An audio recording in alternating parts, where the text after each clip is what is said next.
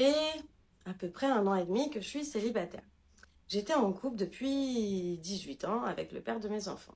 Je ne rencontre que des blaireaux. Entre ceux qui pensent qu'ils vont pouvoir me au premier rendez-vous, ceux qui vous invitent directement chez eux pour un premier rendez-vous, mais oui, bien sûr, on est teubé, on ne regarde pas les infos, on ne sait pas que les psychopathes existent, et on ne sait pas non plus que vous pouvez prétendre être quelqu'un en étant tout à fait quelqu'un d'autre. Alors, mes copines me disent, tu es trop exigeante.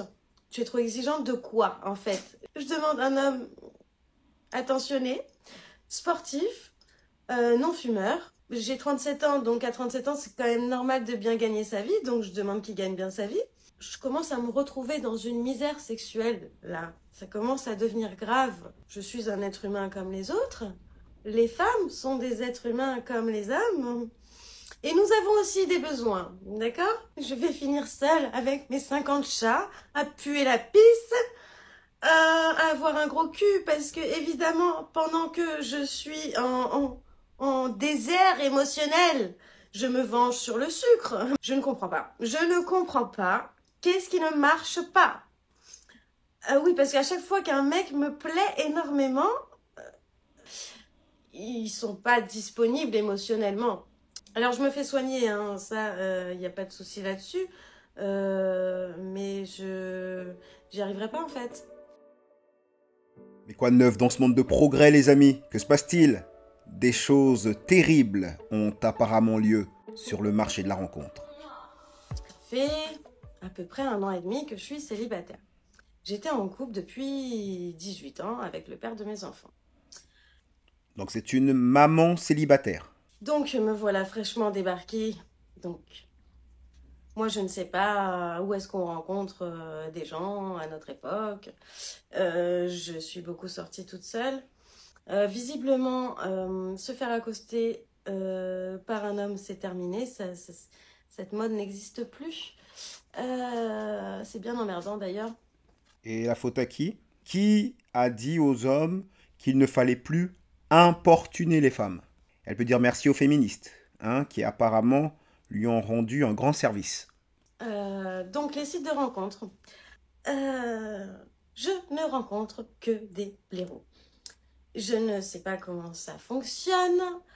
Je suis tombée sur un charmant homme, un Italien, qui m'a fait croire monts et merveilles, sans faire de promesses, hein. C'était pas par rapport à l'engagement, mais disons que dans sa façon de se comporter, sa façon de s'exprimer, il voulait se mettre en couple. Sauf qu'au bout de 2 semaines, alors le plus terrible, c'est que on se voit le dimanche. Le lundi matin, il me dit « tu vas me manquer », sans que je lui ai rien demandé, hein, ça sort de lui. Et le mardi midi, il me dit « c'est terminé ». Alors moi, je ne comprends pas. Et là, je suis catastrophée. Moi qui fais confiance à cet homme alors que je m'en suis pris plein la gueule avec mon ex, je lui ai donné ma confiance, je lui ai ouvert mon cœur et au bout de 2 semaines, c'est terminé. Alors vous allez me dire... Ce monsieur lui a fait ce qu'on appelle du love bombing. Le love bombing, c'est quand quelqu'un vous dit qu'il vous aime, vous fait plein de compliments, vous couvre sous une pluie de belles paroles. Généralement, ça marche quand une femme vous trouve attirant à la base. Lorsqu'une femme ne vous trouve pas attirant et que vous faites du love bombing, généralement, ça se passe pas très bien. Donc cet Italien devait être un homme qu'elle trouvait déjà un petit peu physiquement attirant. Dire 2 semaines, c'est rien du tout. Oui, mais en fait, l'important, c'est pas la durée, c'est l'intensité. Voilà, c'est ça qui est important. Bon, bref, je rencontre d'autres hommes. Comment vous dire? Entre ceux qui pensent qu'ils vont pouvoir me au premier rendez-vous, ceux qui vous invitent directement chez eux pour un premier rendez-vous, mais oui, bien sûr, on est teubé, on ne regarde pas les infos, on ne sait pas que les psychopathes existent, et on ne sait pas non plus que vous pouvez prétendre être quelqu'un en étant tout à fait quelqu'un d'autre. Mais oui, on est... Ouais, elle a raison sur ce point. Ça s'appelle du catfish ou catfishing. Le catfish, c'est quoi? C'est lorsque quelqu'un sur les réseaux sociaux, sur les sites de rencontres, prétend être quelqu'un d'autre que ce qu'il est vraiment. Une personne qui fait du catfishing va envoyer des photos qui ne sont pas de lui.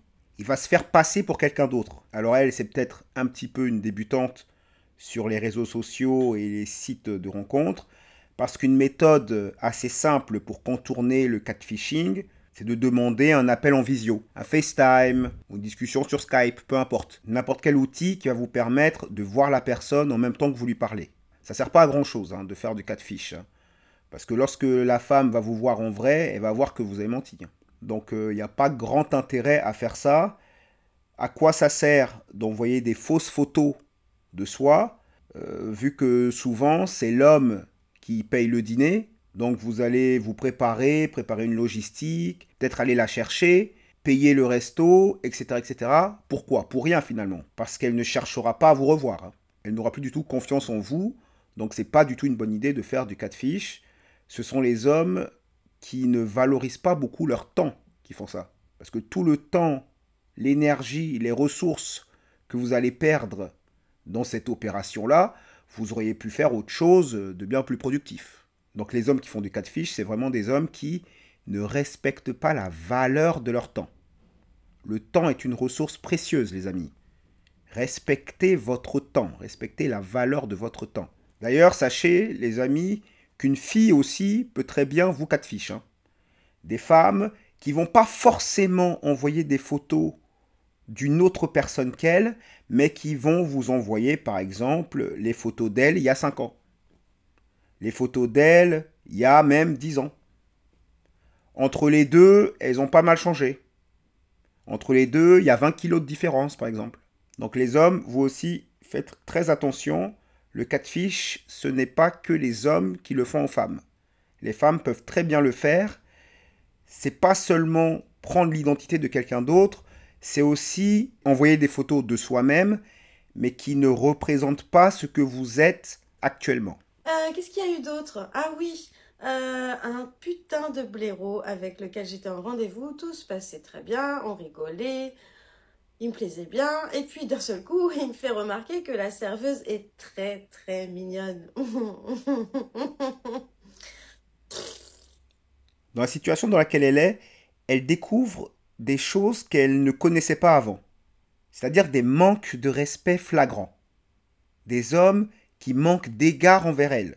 Des hommes qui lui disent « viens chez moi directement », des hommes qui font des remarques qu'elle peut trouver déplacées. C'est ce qui se passe lorsque vous passez trop de temps sur le marché de la rencontre. Plus vous allez prendre de l'âge, plus vous allez remarquer des comportements de la part des hommes de moins en moins polis, de moins en moins respectueux.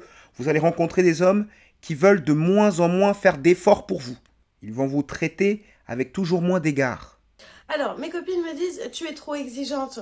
Tu es trop exigeante de quoi, en fait? Qu'est-ce que je demande? Je demande un homme attentionné, sportif, non fumeur. J'ai 37 ans, donc à 37 ans, c'est quand même normal de bien gagner sa vie. Donc, je demande qu'il gagne bien sa vie. Pas par rapport à l'argent, mais plus par rapport au fait de ce que ça veut dire à notre âge. Ça veut dire qu'il a su évoluer, ça veut dire qu'il s'est battu pour gravir les échelons, en fait. C'est plutôt pour tout ce que ça représente que vraiment l'argent en soi. Parce que je suis pas du tout quelqu'un de vénal et personne ne peut m'acheter. Personne ne peut t'acheter, c'est très bien, mais il faut se rendre compte de ta position sur le marché de la rencontre et plus exactement sur le marché de l'engagement. Parce que c'est l'engagement qu'elle veut. Elle a bien dit, elle ne veut pas aller voir des inconnus, coucher avec eux comme ça. Ce qu'elle veut, c'est du sérieux. Donc il faut se rendre compte de ta valeur sur le marché de l'engagement. L'homme que tu décris, c'est-à-dire un homme qui gagne bien sa vie, sportif, ça veut dire qu'elle ne veut pas d'un homme bedonnant, elle ne veut pas de Roger le routier, elle veut un homme qui a su bien se maintenir, et bien cet homme-là, il a des options, il a du choix parmi les femmes. Elle est une mère célibataire de plusieurs enfants, elle a dit mes enfants, donc elle a plusieurs enfants. L'homme qu'elle veut, très souvent, lui ne voudra pas d'elle. pour une relation sérieuse. Les hommes n'aiment pas s'occuper des enfants des autres. Ça, c'est quelque chose que les femmes doivent savoir. Si tu as ne serait-ce qu'un enfant, il faut savoir que ça va te fermer beaucoup d'options parmi les hommes. Parce que énormément d'hommes ne voudront pas s'occuper d'un enfant qui n'est pas le leur. Ils ne veulent pas cette responsabilité-là. Ils ne veulent pas cette charge-là. Donc il faut bien que cette femme se rende compte des options qu'elle a. Ces options sont très restreintes en vérité. Et quand on lui dit de diminuer ses exigences, c'est justement parce qu'elle n'est pas ce qu'un homme va considérer comme le gros lot. C'est pour ça d'ailleurs que les femmes, lorsque vous décidez de faire un enfant avec un homme, choisissez-le bien. Parce que si vous faites un enfant avec lui et après vous le quittez, sachez que ce ne sera pas si simple de vous trouver un nouveau compagnon sérieux, un nouveau conjoint pour du long terme. Je commence à me retrouver dans une misère sexuelle, là. Ça commence à devenir grave, hein. Là, par contre, elle contredit quelque chose qu'elle a dit avant. Elle nous a dit elle-même qu'il y avait des tas d'hommes qui lui demandaient de venir chez eux juste pour faire du sport en chambre. Et que c'est elle qui ne voulait pas. Donc elle n'est pas du tout en situation de misère sexuelle. Elle n'a pas envie de coucher avec des inconnus, et c'est parfaitement compréhensible, hein, je respecte tout à fait. Elle ne veut pas coucher avec quelqu'un dans ces conditions-là, il n'y a pas de souci, mais c'est un choix. Cette femme a largement accès au sport en chambre. Nous dire qu'elle est en situation de misère sexuelle, ce serait comme quelqu'un qui vous dirait « je meurs de soif, je suis en train de mourir de soif », alors qu'il y a des bouteilles d'eau autour de lui. Misère sexuelle, c'est pas du tout le bon terme. Ça veut dire que quand je vais me faire une mammographie et que j'en arrive au point où dans ma tête je me dis « ça fait du bien ». Quand on me passe l'espèce de machine là pour voir à l'intérieur de mon sein, ça devient grave, d'accord? Ça devient très grave. On veut bien le croire, mais c'est un choix. On comprend pourquoi, on comprend les raisons. Ça peut être parfaitement justifié, mais c'est un choix. C'est une décision. Le sport en chambre n'est pas hors de ta portée. Je vais finir seule avec mes 50 chats, à puer la pisse, à avoir un gros cul, parce que évidemment, pendant que je suis en désert émotionnel, je me venge sur le sucre, mais évidemment, c'est normal. La seule chose qui empêche une femme d'être en couple, la seule chose qui empêche une femme d'avoir une relation sérieuse, ce sont ses standards. Ce sont les exigences qu'elle a. Une femme reste célibataire si ce qu'elle offre n'est pas à la hauteur de ce qu'elle demande. C'est juste ça qui garde une femme célibataire. Je ne comprends pas. Je ne comprends pas. Qu'est-ce qui ne marche pas? Oui, parce qu'à chaque fois qu'un mec me plaît énormément et que ça crush, hein, je vois bien que ça crush. Ça croche de ton côté. Un homme qui te plaît énormément, peut-être que lui, tu ne lui plais pas énormément. Ça fonctionne, quoi. Ça pourrait le faire, ça pourrait être génial. Génial pour toi. Pour lui, ça peut être juste bof. Bon, ok. Allez, pourquoi pas, j'ai rien d'autre sous la main. Et elle est en mode oh, c'est génial, c'est super. Du coup, cette différence a comme conséquence pas mal de déceptions, hein, pas mal de désillusions qui peuvent arriver.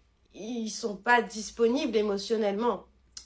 Voilà. Vous voyez, ils ne sont pas disponibles émotionnellement pour toi. Donc évidemment, le problème vient forcément de moi, puisque je ne sélectionne au final que des hommes indisponibles émotionnellement. Qu'est-ce qui vient de se passer, les amis là? On a un alignement de planètes, là. Ce n'est pas très courant que vous entendiez une femme prendre la responsabilité des échecs relationnels qu'elle a. Vous entendrez souvent les femmes dire « Oui, de toute façon, les hommes, c'est tous les mêmes. Je ne tombe que sur des connards. Je ne tombe que sur des pervers narcissiques. Je n'attire que des connards, etc., etc., etc. » Non, non, non, non, non. Les femmes, vous attirez un tas de profils différents d'hommes et vous choisissez celui qui rentre dans votre vie. Vous choisissez celui avec qui vous allez coucher. Et si vous ne choisissez que des bad boys, c'est de votre fait, c'est de votre responsabilité. Et au moins cette femme le reconnaît. Et ça, c'est pas mal. Alors, je me fais soigner, hein, ça, il n'y a pas de souci là-dessus. Ah, d'accord. Donc elle est sous thérapie. Donc on a une mère célibataire de plusieurs enfants, une femme de 37 ans, sous thérapie. Est-ce qu'elle a une idée de la manière dont elle sera évaluée par les hommes? Mais j'y arriverai pas, en fait. Je vais pas choisir un mec dégueulasse, qui fume, qui picole, et qui est au chômage, juste parce que lui, il me donnerait de l'attention. Bah, tu m'étonnes qu'il me donnerait de l'attention, en fait, il aurait que moi dans sa vie. Voilà, donc vous voyez, elle veut des hommes qui ont des options. Bon, on ne lui demande pas d'aller vers un homme dégueulasse qui picole, etc., etc. Personne ne va lui demander ça. Mais il y a quand même quelques intermédiaires entre le mec sportif qui gagne bien sa vie et le mec qui picole, qui est dégueulasse et qui est au chômage. Il y a quand même quelques intermédiaires. Par exemple, cette femme refuserait, par exemple, un ouvrier. Imaginez un homme d'environ 40 ans qui gagne un peu plus de 2000 euros, hein, disons 2200, 2300 euros par mois. Elle n'en voudrait pas. Elle n'en voudrait pas parce qu'elle penserait que c'est un homme pas très valable, pas très capable. Alors qu'un homme pareil, qui voudrait s'engager sérieusement avec cette femme, ce serait déjà quelque chose de bien. Cette femme, elle a 37 ans, donc elle cherche à peu près un mec entre 37 et 45 ans qui est établi, hein, un mec d'un certain calibre, mais un mec de ce calibre-là, il cherche pas une femme de 37 ans qui a déjà 2 enfants et qui est sous thérapie. Il cherche pas du tout ça. Faut qu'elle se rende compte de ce qu'elle demande. Quand ses amis lui disent de diminuer ses critères, c'est de ça qu'il parle. Il parle du fait de mettre en adéquation sa valeur sur le marché de la rencontre, sa valeur sur le marché de l'engagement, mettre ça en adéquation avec les options qu'elle a. Là, elle cherche des hommes qui ne jouent pas du tout dans sa ligue. L'homme qu'elle recherche, il va vers des femmes qui n'ont pas de trauma, qui n'ont pas d'enfants, qui ont 10 ans de moins. Il faut qu'elle se demande pourquoi un homme la choisirait elle. Pourquoi un homme se mettrait avec elle plutôt que de se mettre avec une femme qui est plus jeune et qui n'a pas de bagage. Là, elle nous parle depuis, ça fait 6 minutes là qu'elle nous parle. On a bien compris ce qu'elle voulait. Est-ce qu'elle nous dit ce qu'elle donne à un homme? Est-ce qu'elle nous dit comment elle se comporte avec un homme? Comment elle traite un homme? C'est ça qu'on aimerait savoir. Parce que c'est bien beau de nous dire ce que tu veux, ce serait bien aussi de nous dire ce que tu offres en retour. Les filles, j'ai un conseil à vous donner. Si vous êtes en couple, que votre bonhomme vous casse les couilles, mais un truc de ouf, mais vous savez, il vous casse les couilles pour des petits trucs, en fait, qui s'assemblent les uns les autres, mais qui, au final, vous les sentez bien, là, que ça vous bouillonne. Bah, fermez votre gueule, en fait. Parce que le célibat, ça n'a rien de marrant.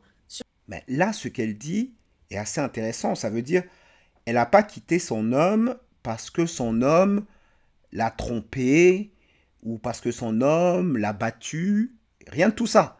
Elle a quitté le père de ses enfants pour des petites choses, hein, je la cite, pour des petites choses qui s'accumulent, qui, mises bout à bout les unes aux autres, sont devenues quelque chose qui lui ont mis les nerfs. Son conseil qu'elle donne aux femmes, c'est un très mauvais conseil. De deux choses l'une. Soit votre homme est insupportable, dans ce cas-là, il faut le déceler rapidement et ne surtout pas faire sa vie avec lui, ne surtout pas faire d'enfant avec lui, parce qu'il est insupportable. C'est à vous de le remarquer le plus vite possible et de passer à un autre homme avant de faire des enfants, avant de s'engager plus. Ça, c'est une chose. Ou alors, vous estimez que c'est quelqu'un de bien et que vous pouvez faire des enfants avec lui, que vous pouvez construire votre vie avec lui, mais dans ce cas-là, vous vous y tenez. Une fois que vous avez fait des enfants avec lui, vous vous y tenez. On ne quitte pas quelqu'un juste parce qu'il y a des petites choses qui vous énervent. Personne n'est parfait, et bien sûr que votre conjoint aura des défauts. À vous d'avoir pris le temps de le connaître, avant de prendre des décisions, surtout la décision de faire des enfants. C'est pour ça d'ailleurs qu'on dit aux femmes, il faut prendre sa vie relationnelle très au sérieux et il faut chercher des hommes sérieux, pas des bad boys, pas des hommes qui ne s'engagent pas. Il faut chercher des hommes sérieux tôt, très tôt. Parce que lorsque vous prenez les choses au sérieux tôt, vous avez le temps. Vous avez le temps de connaître la personne avec laquelle vous allez construire quelque chose.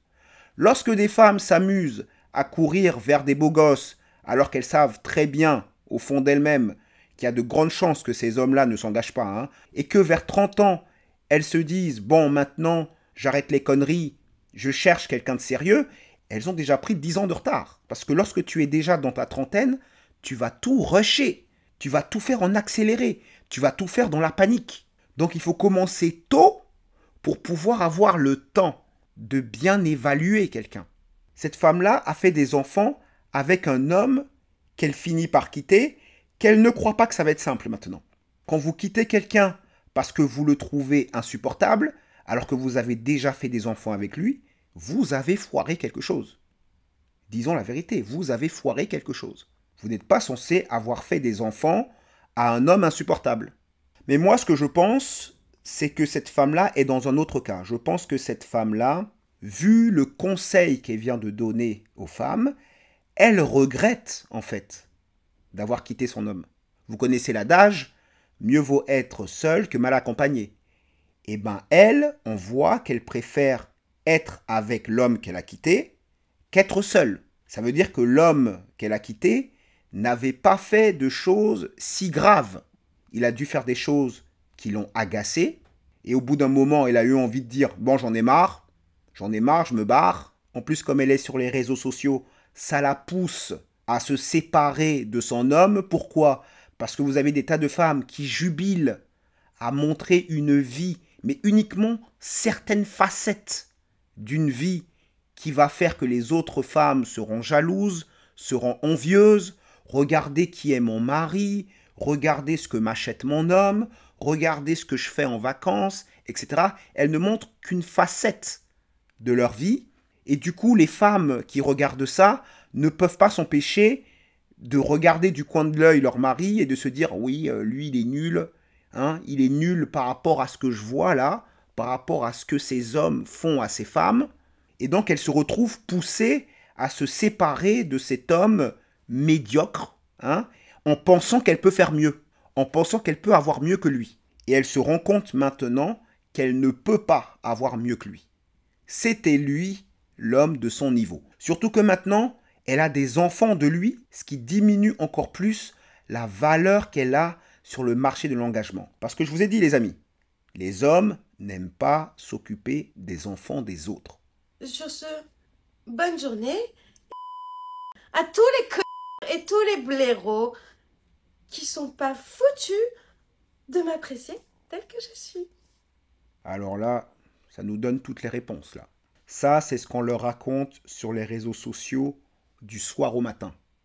Cette femme se retrouve dans la situation dans laquelle elle est parce qu'elle ne s'est jamais demandé vraiment ce que veut un homme. Elle s'est dit, comme beaucoup de femmes, voilà le type d'homme que je veux. Voilà à quoi va ressembler mon prince charmant. Mais elle ne s'est pas demandé, le prince charmant là, il veut quoi? Elle s'est jamais dit, voilà ce que le type d'homme que je veux recherche chez une femme, et donc je vais me développer dans ces domaines-là, je vais monter en qualité dans ces domaines-là pour pouvoir correspondre à ce que mon prince charmant veut. Jamais elle ne s'est dit ça. Jamais elle ne s'est dit ça. Quand vous allez sur les réseaux sociaux, vous n'avez que des femmes qui vous disent ce qu'elles veulent, qui vous disent quel homme elles veulent, ce qu'elles n'accepteraient pas de la part d'un homme, ce qu'un homme doit faire pour elles. Vous avez très rarement des vidéos qui vont leur dire qu'est-ce que je donne à un homme? Qu'est-ce que je fais pour un homme? Quel est le rôle que je vais remplir pour un homme? Elles sont intarissables sur la liste des rôles que l'homme doit remplir, de ce que l'homme doit faire, de ce que l'homme doit être. Mais quand vous leur demandez c'est quoi le rôle de la femme, là, silence, criquet. Là, c'est le silence radio. elles vous diront même, dans cette ère féministe, il n'y a plus de rôle. Okay, dès que vous parlez des femmes, il n'y a plus de rôle. On ne peut parler de rôle que quand on parle des hommes. Il doit être protecteur, il doit bien gagner sa vie, il doit pouvoir remplir son rôle de pourvoyeur. Ça veut dire, lorsque vous parlez des hommes, on peut parler de rôle. Mais dès qu'on parle des femmes, alors là, c'est terminé. Si vous voulez parler du rôle des femmes, c'est terminé. Et donc, vous avez des femmes qui refusent de se demander ce que leurs princes charmants veulent, de ce que les hommes qu'elles souhaitent recherchent. Cette femme ne nous dit absolument pas, dans toute sa vidéo, elle ne nous a pas dit ce qu'elle donne, ce qu'elle offre à un homme, mais elle est dégoûtée de voir tous ces hommes qui refusent de la prendre comme elle est. Elle nous dit, tous ces hommes qui refusent de me prendre comme je suis, vous pouvez aller vous faire 3 petits points. Vous imaginez si les hommes qu'elle trouve dégueulasses, là, si les hommes qui picolent et qui se maintiennent pas bien, vous imaginez si eux disaient la même chose? Eux aussi, ils peuvent dire à madame, viens nous prendre comme nous sommes. Pourquoi ne viens-tu pas nous prendre comme nous sommes? Et c'est ça le vrai problème de beaucoup de femmes modernes, c'est qu'elles n'arrivent pas à intégrer cette notion de contrepartie. Je veux mon prince charmant, et mon prince charmant, lui aussi, il veut un certain type de femme. Donc si je veux un certain type d'homme, il faut que je sois le type de femme que ce type d'homme recherche. Voilà pour aujourd'hui, c'était Cameron. Diffusion 36. Dites-moi ce que vous pensez de tout ça dans les commentaires. N'hésitez pas à liker, à partager. Abonnez-vous et activez la cloche pour recevoir toujours plus d'éclairage, de décryptage et d'analyse. Et n'oubliez pas, redressez le regard, relâchez vos épaules et choisissez consciencieusement votre propre chemin.